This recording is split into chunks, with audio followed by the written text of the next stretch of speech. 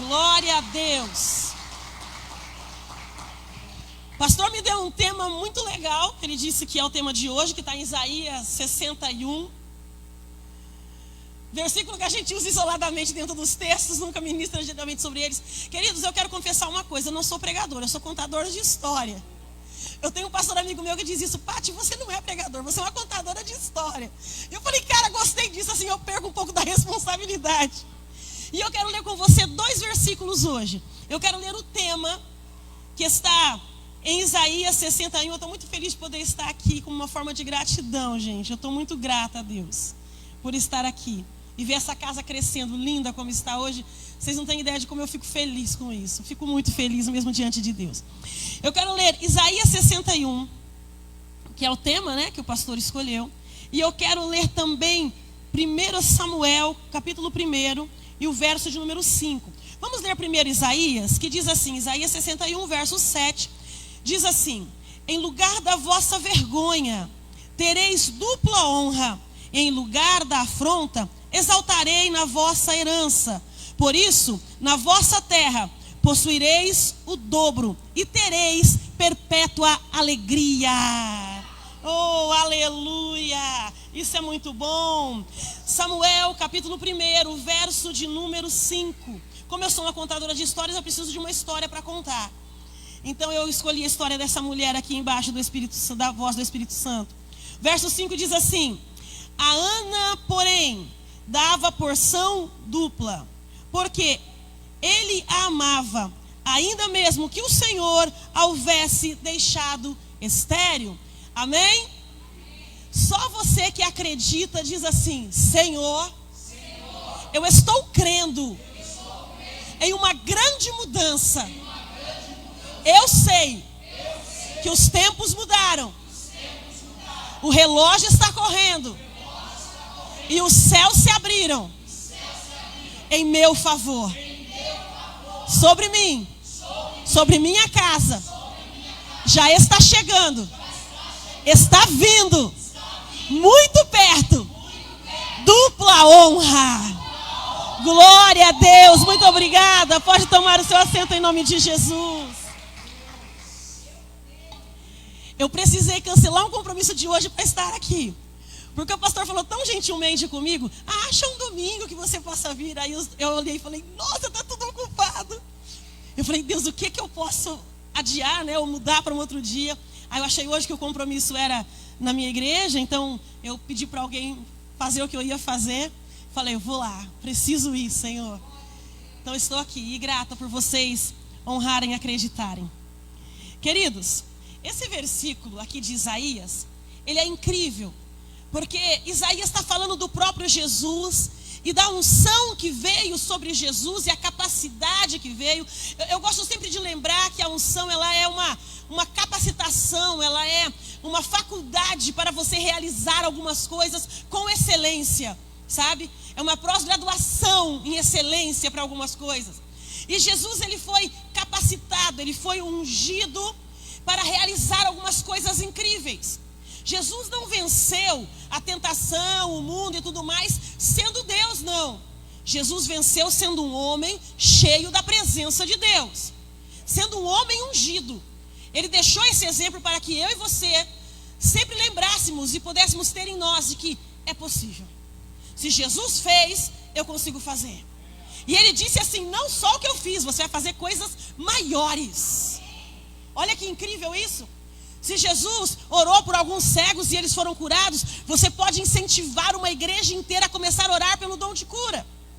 Se Jesus conseguiu multiplicar poucos pães e alguns peixinhos, você pode incentivar, como está acontecendo aqui nessa ação social, você pode incentivar uma cidade, uma igreja inteira a fazer a multiplicação do leite, do pão, do peru, do frango.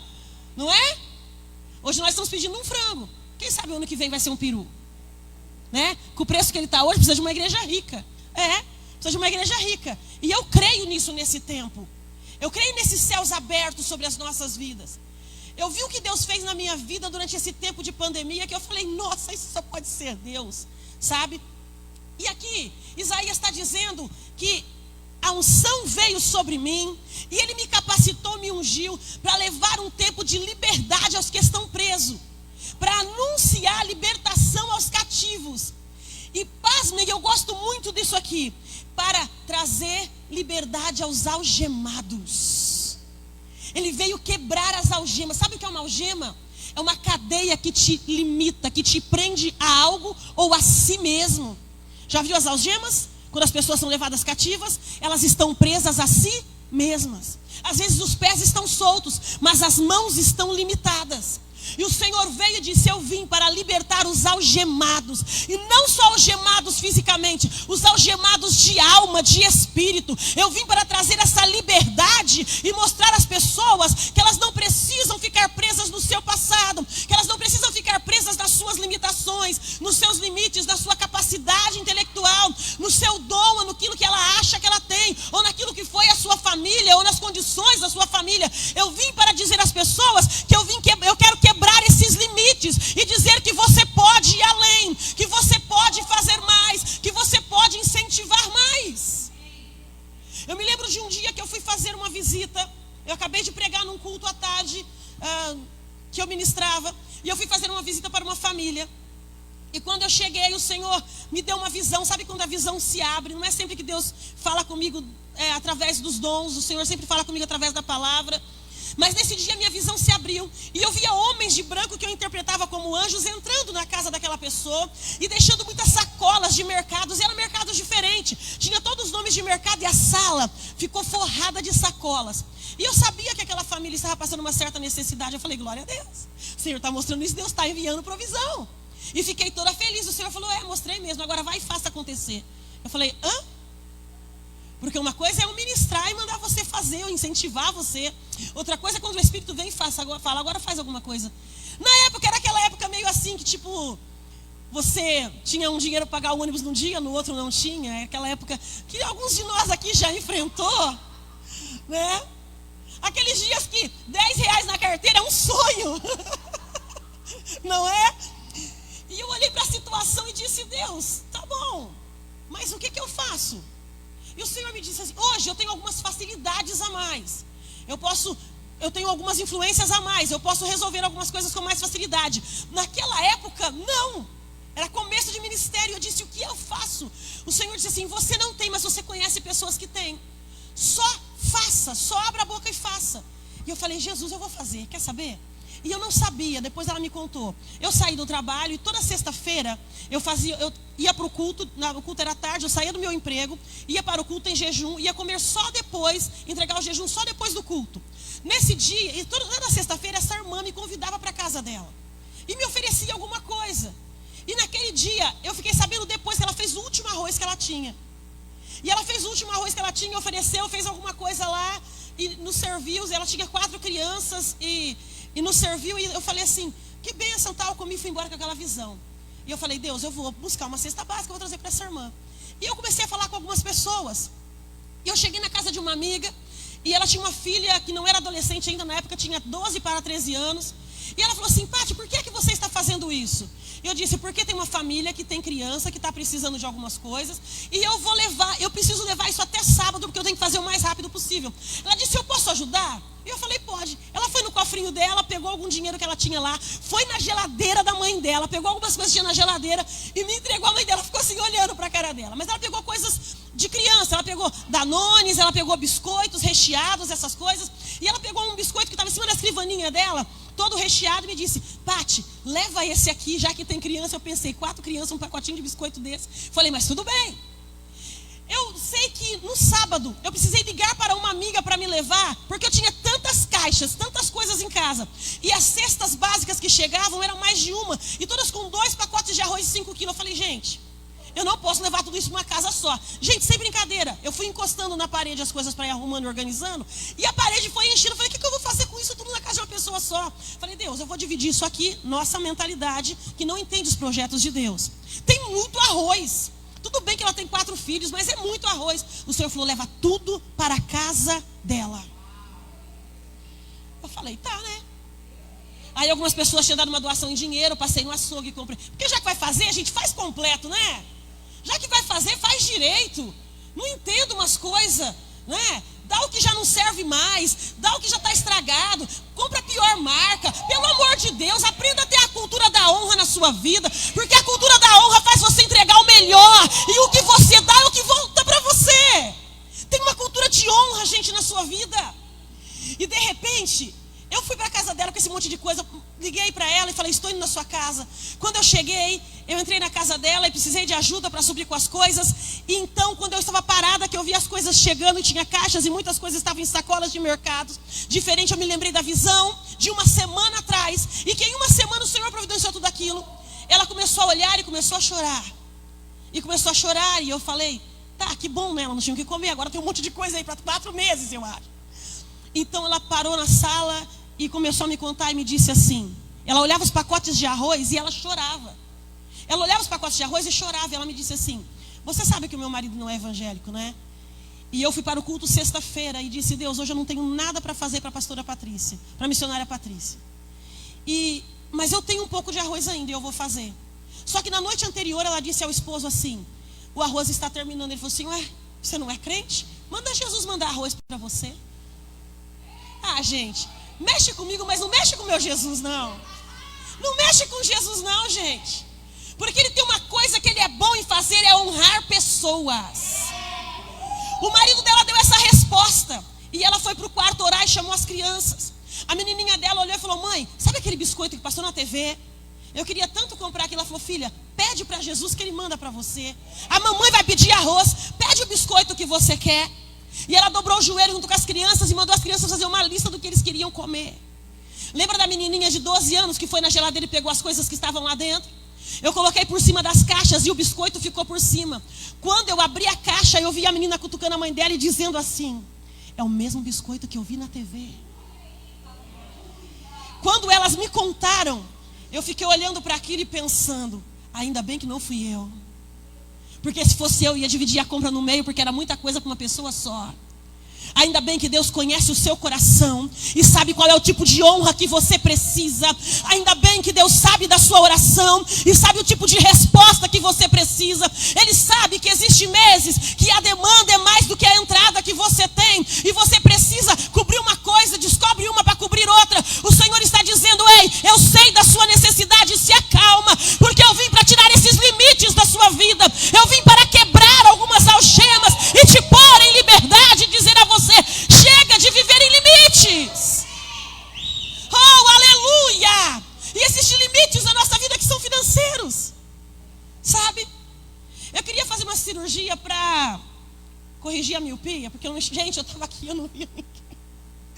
Ainda não vejo muita coisa, mas melhorou muito, não preciso mais do óculos. Um dia eu estou na igreja, pregando, bati a mão no óculos, o óculos caiu no meio um óculos caro que eu tinha comprado de marca, paguei sei lá quantas parcelas. A partir daquele dia eu comecei a profetizar que esse negócio ia terminar na minha vida de 100 parcelas. O óculos espatifou. O filho do pastor pegou os pedaços do óculos e veio rindo. Eu falei, ai Deus, é humilhação demais para isso. Agora não adianta ninguém, não importa mais o óculos ser de marca e ser caro, espatifado desse jeito. Eu falei, não, Jesus, não. Eu falei, Jesus, quero fazer uma cirurgia. Custava R$6.000 a cirurgia. O tempo passou, eu fui deixando passar. Entrou a pandemia, eu tive que voltar para Marília. E eu tinha alguma reserva, só que eu fui usando toda essa reserva durante a pandemia. E foi acabando e eu fiquei zerada. E um dia, eu estava conversando com a minha mãe e ela disse assim, sabe, você é uma menina de Deus. É bom ouvir isso da mãe, né? Você ora pelas pessoas e elas são curadas e as coisas acontecem. As pessoas compram carro, faz isso, faz aquilo outro. Eu já perdi as contas de quantos carros você tem que ficar ungindo porque você orou e Deus fez. Ora! Faz um propósito com Deus para Deus te preparar essa cirurgia. Eu falei, R$6.000 só, Jesus. O céu ele pavimentou de ouro. Só dá um pedacinho para mim que eu pago a minha cirurgia, ora. Eu falei, sabe, minha mãe está certa. Ela falou assim, abre uma conta específica para isso. Olha só o conselho certo na hora certa. Abre uma conta específica para isso, vai guardando 5, 10 reais, não importa. Mas vai guardando e diz, Deus, esse aqui é para minha cirurgia. Eu falei, quer saber, eu vou ouvir esse conselho aí. Eu comecei a guardar dinheiro no meio da pandemia. E começou a acontecer uns negócios estranhos. Tipo, eu tinha que fazer uma viagem, por exemplo, até Bauru. Me mandavam uma despesa, eu guardava a despesa na minha conta. Alguém falava, estou indo para Bauru hoje, quer ir comigo? Eu ia. O dinheiro da despesa ficava na conta. eu precisava fazer alguma coisa e eu depositava um dinheiro, falava, depois eu uso. Aí surgia uma coisa para pagar aquilo e eu pagava e deixava aquele dinheiro. Foi indo. Eu sei que em 3 meses eu tinha 6 mil reais na minha conta. Eu não sei direito te explicar como aconteceu. A Carla, minha amiga, está aqui, ela sabe. Mas eu paguei a minha cirurgia à vista, em dinheiro.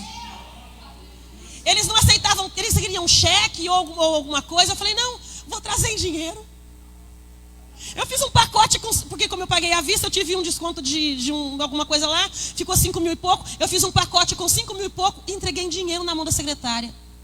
Eu fiquei pensando, Deus, eu não tenho nem 10 reais na conta, estou pagando uma cirurgia de 5 mil à vista, como é que isso aconteceu? E o Senhor disse assim, crê no Senhor Jesus e as coisas acontecerão na sua vida. Eu não estou contando isso para te dizer que eu sou legal, não, e que eu fiquei rica, e que Deus me deu 6 mil reais. Eu estou te falando que é possível as coisas acontecerem na minha e na sua vida, mesmo em tempos difíceis, mesmo em tempos de dificuldade. Você dá um passo e Deus confirma o seu passo. Se você não der passo, não tem o que Deus confirmar. Não é assim? Aí quando chega no versículo de número 7 que nós lemos, ele está dizendo assim, porque vocês vão possuir a terra, e vão entrar na terra. E no lugar da sua vergonha, humilhação, você vai ter 2 vezes mais alegria e dupla honra. A honra aqui, ela está falando ao filho primogênito, ao filho que recebia a porção dobrada. Todas as vezes que um filho sentava-se à mesa, o filho mais velho sentava no melhor lugar, ele tinha a melhor porção, ele era servido primeiro. Se a terra tivesse em crise, se a casa tivesse em fome, primeiro servia-se o filho mais velho. Só que Israel foi perdendo alguns direitos de ser primogênito com tudo que eles foram fazendo diante de Deus. E quando Isaías está falando sobre Jesus, ele está dizendo, porque ele está vindo para mudar essa situação e os posicionar novamente no lugar de filho primogênito. E tudo que lhes foi roubado ou foi tirado será devolvido a vocês, inclusive o direito de ser filho honrado, porque a honra é para os filhos. Quando eu estava chegando, os pastores estavam louvando, e a pastora estava dizendo, os filhos já estão na casa, os filhos já estão aqui, e isso é verdade, esse direito de honra é para os filhos. Agora, por que ter porção dobrada, se eu só preciso de uma? Porque porção dobrada serve 2. Por que é que eu preciso ter um pouco mais? A missão da igreja que foi ministrada aqui. A igreja veio para quem está precisando. Então Deus supre a minha necessidade. Deus envia para mim. Deus me patrocina. Deus faz em mim. Faz ao meu redor e faz sobrar. Por quê? Para que eu tenha para quem dar, para oferecer. Você não pode dar o que não tem. Então você precisa ter para dar. Então em nome de Jesus eu libero sobre a sua vida porção dobrada da parte de Deus. Para que você tenha para abençoar, para dar, para fazer. Que você seja um abençoador. Porque abençoados nós já somos. Agora precisamos ser abençoadores também. Certo? Agora, vai vendo. Por que foi que eu li o texto de Ana? Porque a história de Ana ela é muito interessante. A Ana é uma mulher que o nome dela significa graça. Aquela que foi capacitada para suportar algumas coisas a mais. A pastora gostou. E de repente, essa Ana tem planos simples, desejos simples na vida. Arrumar um bom homem, rico de preferência. Casar. Ter filhos e cuidar da minha casa. Olha que coisa simples, gente. A forma mais rápida de você chegar de um ponto a outro é uma linha reta. Então, nós fazemos planos simples. Ana fez um plano simples. Quero um bom homem, rico de preferência. Não, isso aqui não é. Eu quero um bom homem e eu quero casar e cuidar de casa, né? E ela conseguiu, a primeira parte do plano deu certo. Ela encontrou Eucana, olha só. Um homem que é crente, o nome dele significa aquele que vive em oração. Sabe, Eucana é crente, entendeu? Eucana é rico. Eucana faz parte de uma boa linhagem. Eucana vai todos os anos para o templo. E Eucana se casa com essa mulher bonita, com essa mulher crente também, né? E os planos estão dando certo, mas de repente, uma desilusão e outra, a espera e a espera e a espera. A segunda parte do plano não dá certo, porque o filho não chega. E ela precisava de um filho para mostrar que ela conseguiu vencer na vida, que ela rompeu em algumas coisas, que ela pode gerar, que ela pode continuar a história do marido, que ela pode ter filhos para continuar os negócios dele, assumir as empresas de camelo dele, de jumento, seja lá o que for. Só que a Ana não consegue fazer isso, a Ana não consegue gerar. E os anos vão se passando. Então, um código de Hammurabi, se eu não me engano, que vem antes de Moisés, ele diz que um homem que não consegue ter filhos com a mulher que ama, ele pode buscar uma outra mulher para ter filhos. Ou seja, já que Ana não pode, eu vou ter que arrumar alguém que faça. Ai, gente, dói, não dói? Esse negócio de alguém ter que terminar o que você começou porque você não deu conta, ou de alguém ter que fazer o que você não pôde fazer porque a missão é sua e você não conseguiu. Isso desonra qualquer um. Isso não é para os filhos. Deus não preparou isso para nós. Deus não guardou isso para a nossa vida. Ficar na beira do caminho não é para nós. Ficar na metade das coisas não é para nós. Eu quero profetizar uma palavra sobre nós hoje. Uma unção de terminar coisas. Uma unção de começar e terminar, concluir o que se começa. Que sonhos saia dos sonhos, saia dos papéis, deixe de ser projetos e comece a ser coisas, obras em andamento. Que os seus projetos sejam obra em andamento. Que tudo que você sonha, mas olhe, diz Deus, as possibilidades estão contra. Que você comece a olhar e dizer: Deus, para mim está contra, mas para o Senhor é favorável. Para o Senhor é favorável e eu sei que alguma coisa vai acontecer. Você que crê, por favor, diz: Deus, eu creio e eu recebo, porque eu vou terminar tudo que eu comecei na minha vida. Não vou deixar nada por terminar, não vou deixar nada à beira do caminho. Oh, aleluia! Aleluia! Eu me lembro de um dia que eu estava no hospital, naquela situação, sem poder falar, sem poder andar, sem poder respirar. E os médicos falando assim: e daqui a pouquinho a gente volta para assinar o óbito dela. E eu falei assim, eu ouvi umas coisas esquisitas lá dentro, tipo, o pulmão dela não está reagindo, não tem mais o que fazer, tá tudo bem. E eu pensava assim, quando eu escutava isso, o pulmão dela não reage, a gente vai entubar ela para ver se consegue fazer alguma coisa. E eu colocava a mão assim e dizia: ô pulmão, é o seguinte, eu não consigo orar, então, por favor, só reage em nome de Jesus. Só reage em nome de Jesus, porque eu preciso de você. Eu tenho umas coisas que eu acho que eu não terminei ainda. E um dia eu estou lá e chegou uma mensagem de uma amiga, e ela recebia a notícia das enfermeiras que trabalhavam lá e diziam para ela assim: ó, se prepare para perder sua amiga, porque ela não volta. A gente viu pessoas menos prejuízo que ela, físicos, e não voltaram. Ela também não vai voltar, não tem condições. E aí a minha amiga mandava uma mensagem assim: só respira. Ela não falava mais nada. Foque em respirar, amiga. Daqui a pouco chega a mensagem dela: só fica viva. E eu falei: daqui a pouco vai chegar uma coisa que não entra na luz. Não entra na luz. E é um dia totalmente sem esperança. Eu pensei assim: Deus, se eu já terminei o que eu tinha para terminar, tá bom, vou feliz enquanto com o Senhor. Daqui a pouco a gente está aí, a gente vai resolver umas coisas que não deu para resolver lá embaixo. E olha, tem muita coisa para a gente colocar em ordem. Mas se eu ainda não terminei nada, me leva para casa. Me leva de volta para casa, Senhor. Tinha uma pastora internada do meu lado que estava lá já há mais de 60 dias. Já tinha ido para a UTI, voltado, estava no mesmo quarto que eu, ligado nos mesmos aparelhos. E ela falou que às vezes ela acordava no meio da madrugada, eu estava: me leva para casa, Jesus. Pulmão reage. Quando eu já estava conseguindo falar, quando eu estava com o catéter, que eu já conseguia falar, que tirou a máscara, e ela dizia assim: eu vou fazer a mesma oração que você, Jesus, me leva para casa. Quero ver meus filhos, meu marido. Eu pensava: nossa, não tem nem filho para eu voltar e ver, Senhor. Não tem nem isso para me inspirar. Mas existem momentos na sua vida,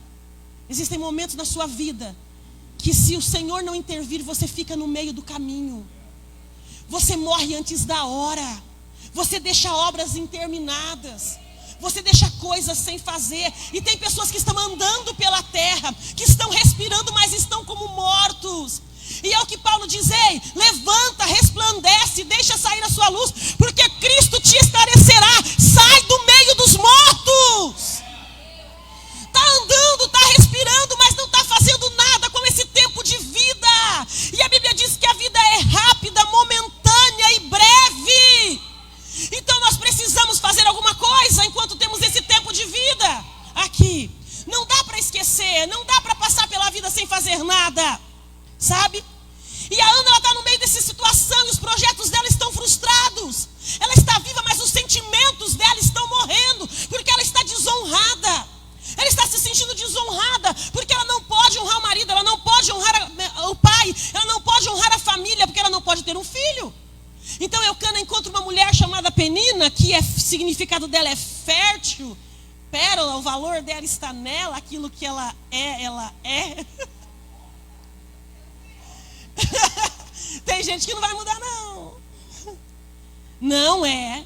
Eu gosto de repetir isso. Eu não duvido da capacidade de Deus de mudar e transformar. Mas eu duvido da capacidade das pessoas de quererem mudar. Porque decidir, gente, custa caro. Só que não decidir custa tudo. Consegue entender isso? E tem pessoas que não querem decidir, então custa o resto da sua vida. E Penina era aquilo. Não importa o quanto lutasse. Eu acho que a Ana não tentou ser amiga dela no começo. Que Ana não tentou resolver esse problema no começo. Para ter uma comunhão dentro de casa. Porque às vezes nós temos que apagar fogo que nós não acendemos. Porque nós sabemos que se nós não fizermos isso, a situação vai ficar pior. Então, ela está tentando resolver algumas coisas, mas não dá. Porque a Penina entrou ali com uma coisa na mente. Vou ficar no lugar de Ana. Ela tem isso nela. E quando ela chega naquele ambiente, ela quer ficar no lugar de Ana. A Ana, que já está se sentindo desonrada, começa a ser humilhada. E mais desonrada ainda. Agora é desonra e humilhação.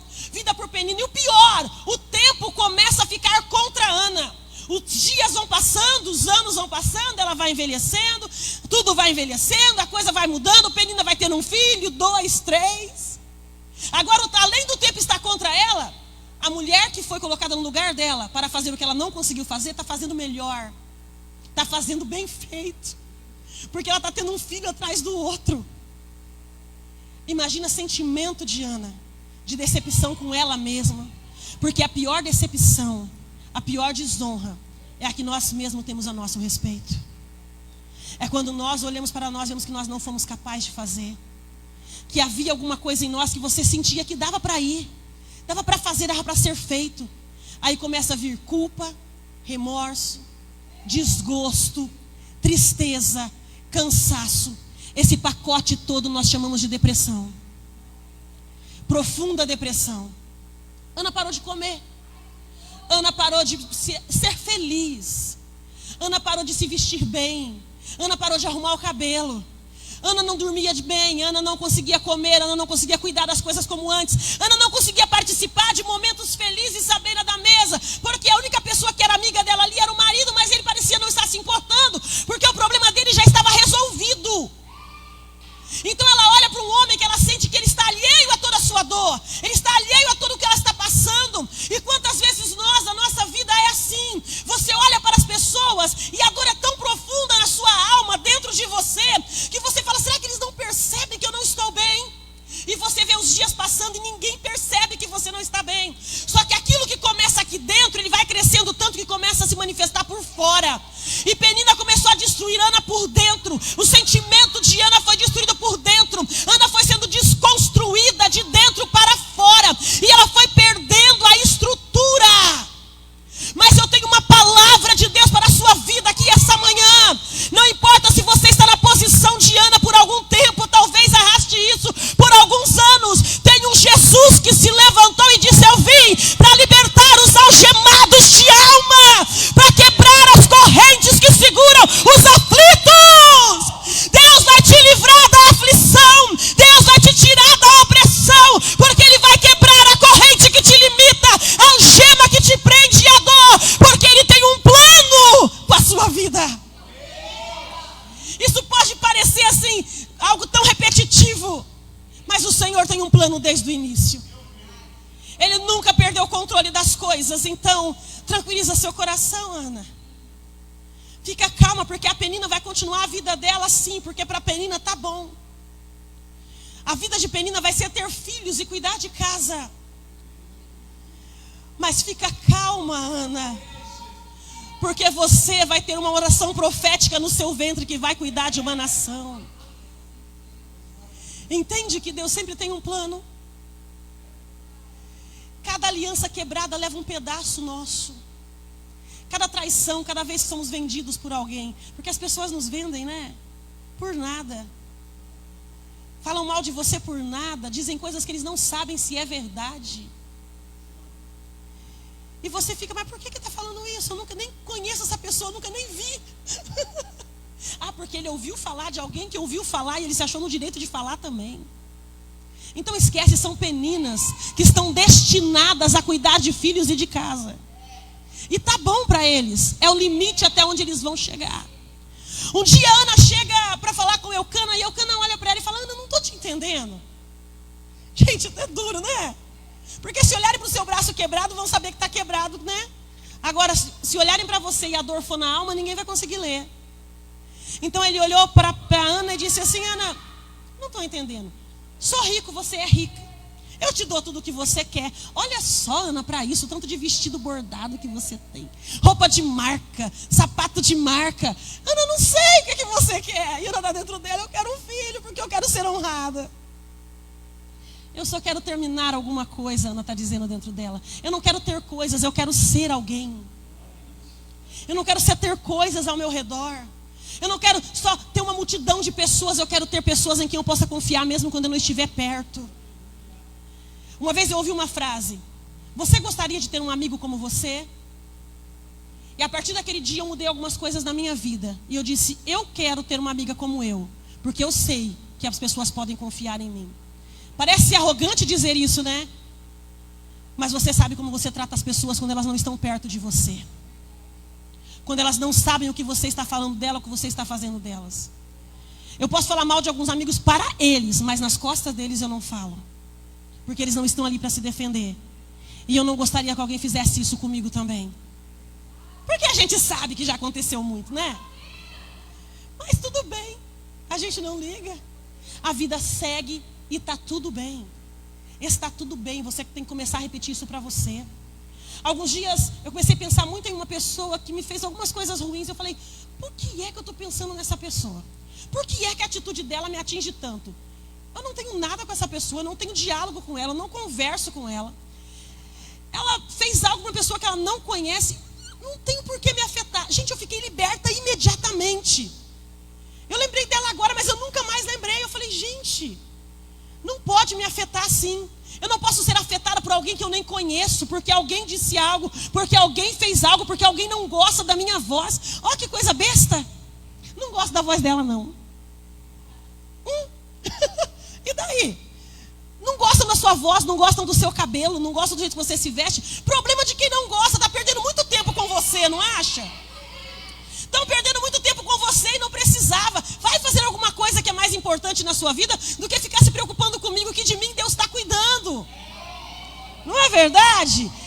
E a Ana olha para o Eucana e o Eucana está dizendo para ela assim. Eucana diz assim, Ana, eu te dou de tudo. Ana, eu te dou porção dobrada. Mas presta atenção, Ana não tem filhos. A porção que ele está dando, uma para Ana e a outra para o filho que a Ana não tem. Ele pode inconscientemente ou conscientemente, ele está profetizando. Você não tem agora, Ana, mas você vai ter. Só que dependendo da situação que está o espírito de Ana, ela entende aquilo como uma humilhação. Porque todos estão vendo a minha oferta. Estão vendo a minha porção, mas tinha que ter alguém do meu lado para oferecer a segunda porção. A primeira porção é dela, a segunda é do filho que ela não tem. Ela tem que entregar as duas porções. Ela tem uma honra que não é honra. No caso de Ana aqui, é como se você estivesse participando de algum evento e sorteassem lá 4 calotas de carro e você não tem carro. Aí você pega elas e deixa guardada lá dentro. Aí alguém fala, mas para que você quer isso? Você não tem carro? Dá para o fulano, dá para o ciclano, você não tem carro. E você olha para você e fala assim, não, mas eu vou ter um dia que eu tiver eu vou usar. Aí alguém olha para você e fala assim, quando você tiver um carro para usar isso aí, vai estar ultrapassado, velho e antigo. Aí imagina o sentimento que fica em você. Deus vai saber quantos anos eu vou levar para ter um carro, né? Porque a gente pensa essas coisas passam pela nossa cabeça.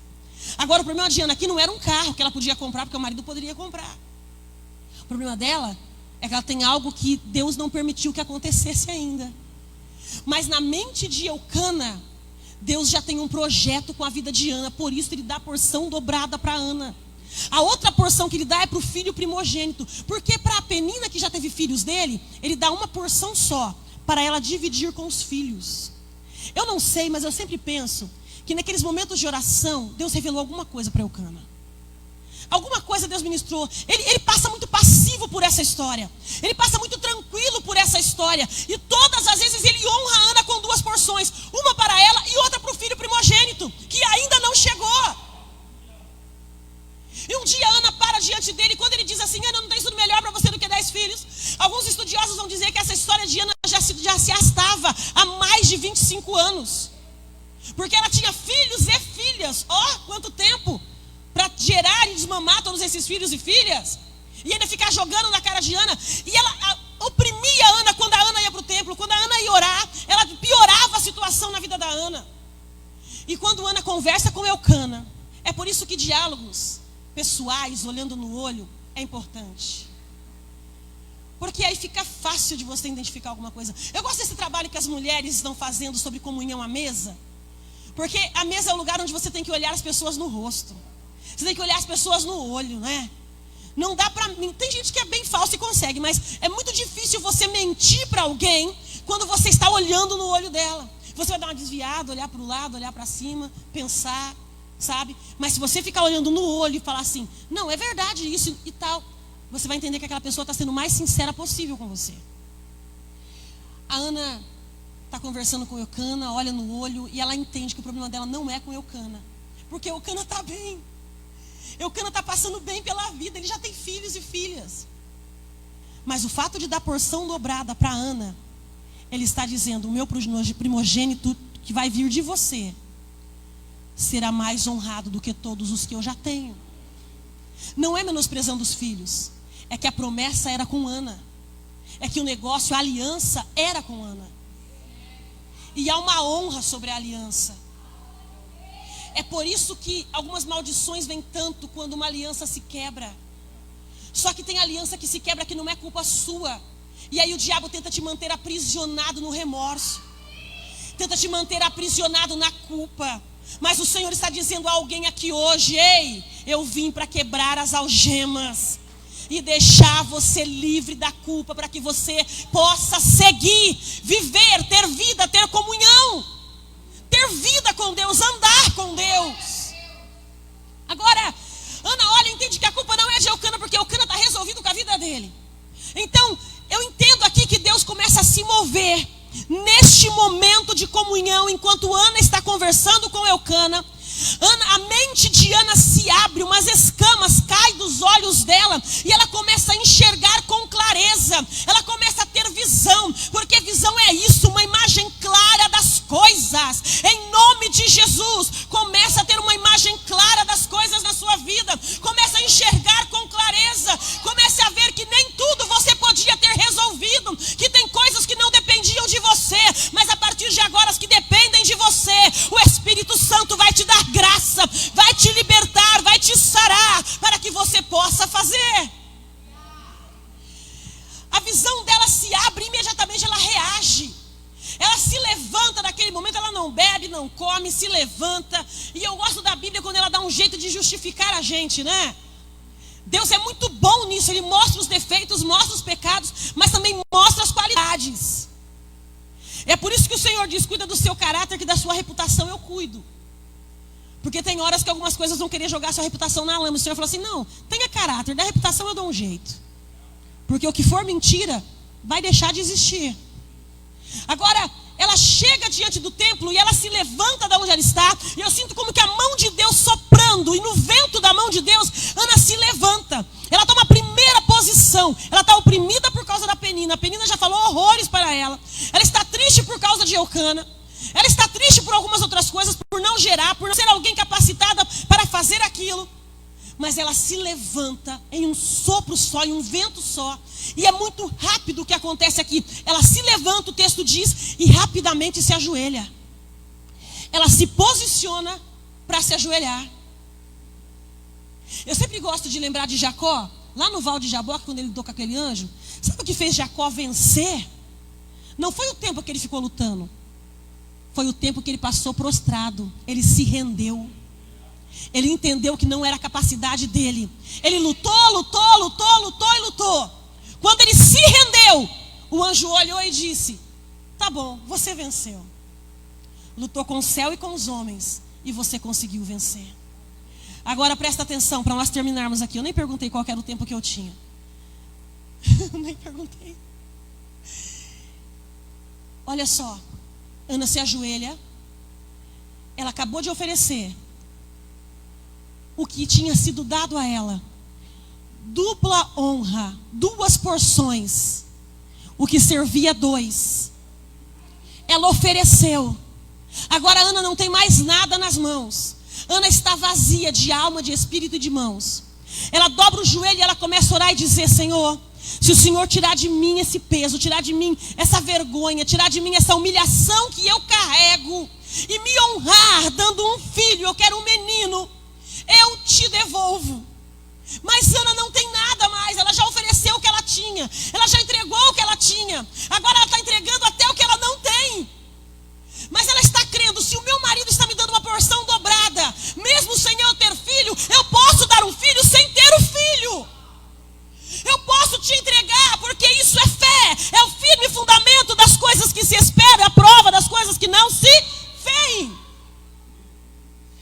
Então ela disse: eu vou te entregar o filho sem ter o filho, porque o meu marido me deu 2 porções e eu não tenho nada, eu já entreguei. E ela começa a orar, e enquanto Ana está orando, todos os anos que Penina levou para desconstruir Ana, em alguns minutos de oração, Deus começa a restaurar, Deus começa a refazer, Deus vai reconstruindo Ana de dentro para fora e vai colocando as coisas no lugar. A mente começa a pensar com clareza, começa a pensar corretamente, os olhos estão abertos, o sentimento começa a entender que há um propósito maior. Naquele momento uma revelação vem sobre ela e ela vai se reerguendo em espírito.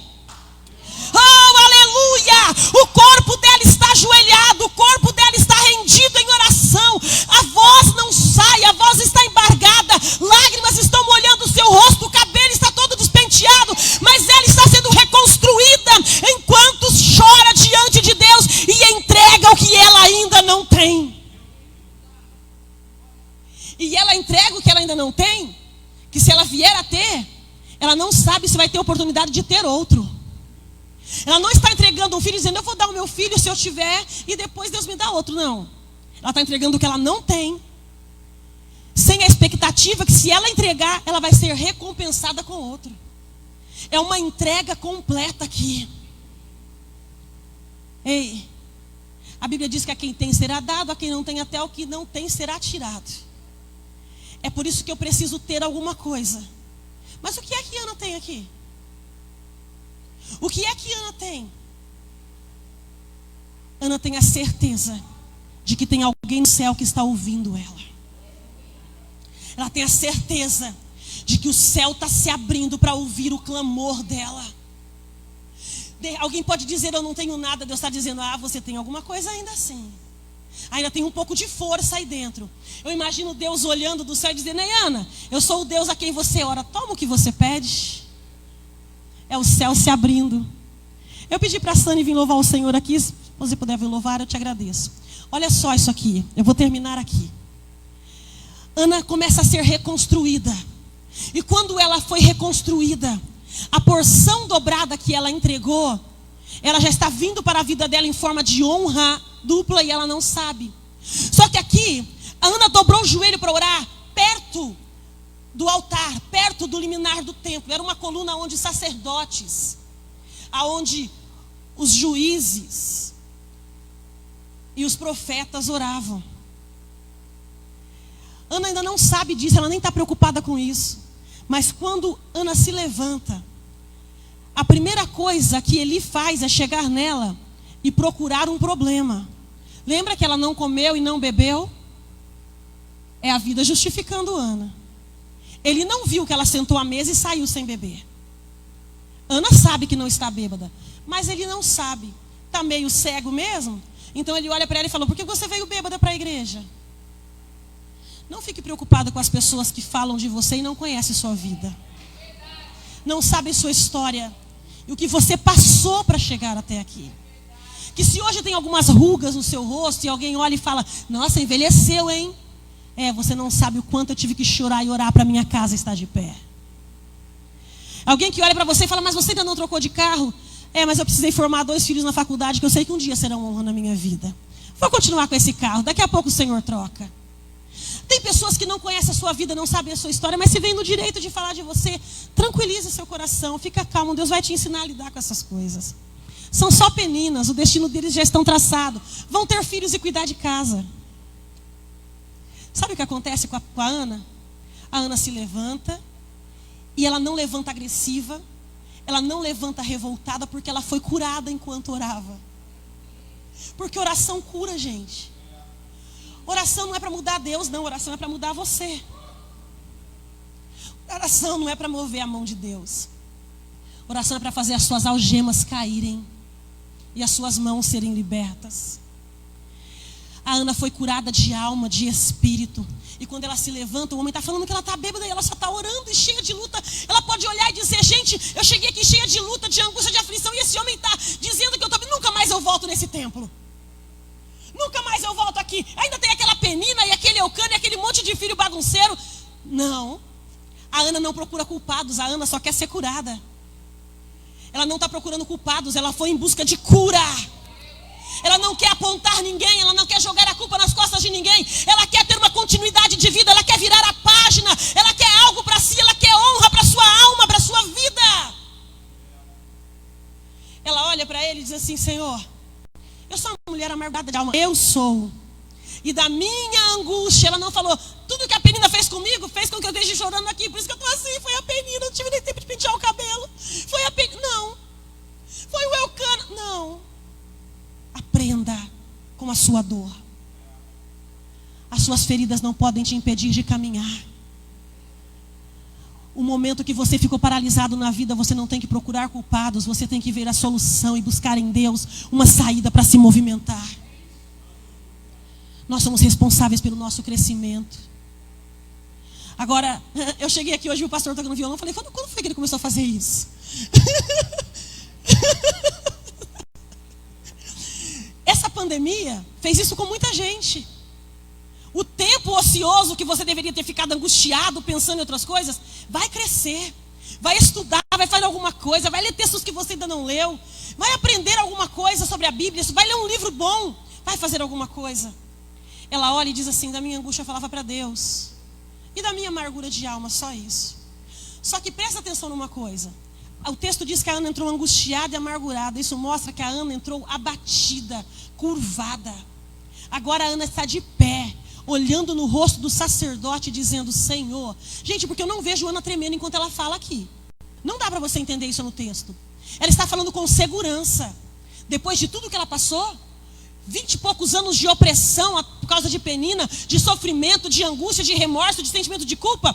Em alguns minutos de oração ela foi tão reconstruída que a segurança e a estrutura voltou para dentro dela. Ela voltou a ser a mulher cheia de graça. Ela olha nos olhos do sacerdote e ele diz assim, então quer saber? Vai em paz, já que você não bebeu nem nada, vai em paz. E que o Senhor conceda o desejo do seu coração. Até esse momento ela não tinha profecia, uma palavra, uma promessa, nada para se apegar. Sabe o que ela faz? Ela olha nos olhos do sacerdote. Quando você consegue olhar alguém no olho bem de perto, ainda mais no caso do sacerdote, que já os olhos estavam esbranquiçados, o que você vê? Se você está diante dele? O seu reflexo. Sabe o que Ana disse para o sacerdote? Que eu encontre graça diante dos teus olhos. Sabe o que Ana está dizendo? Que eu volte a ser Ana, que eu me reencontre. Porque o nome dela significa Ana, significa graça, mas ela estava perdida até esse momento. Após alguns minutos de entrega e de oração, Ana olha nos olhos de um sacerdote e diz, que eu me reencontre e que eu me ache novamente e que eu possa viver aquilo que eu fui gerada para viver. Eu vou receber toda a honra que Deus tiver para mim nessa vida, eu vou recebê-la. O texto vai terminar a história de Ana dizendo, então saiu a mulher e o seu rosto não era mais de uma pessoa triste. Ana foi curada, reconstruída, restaurada, se reencontrou.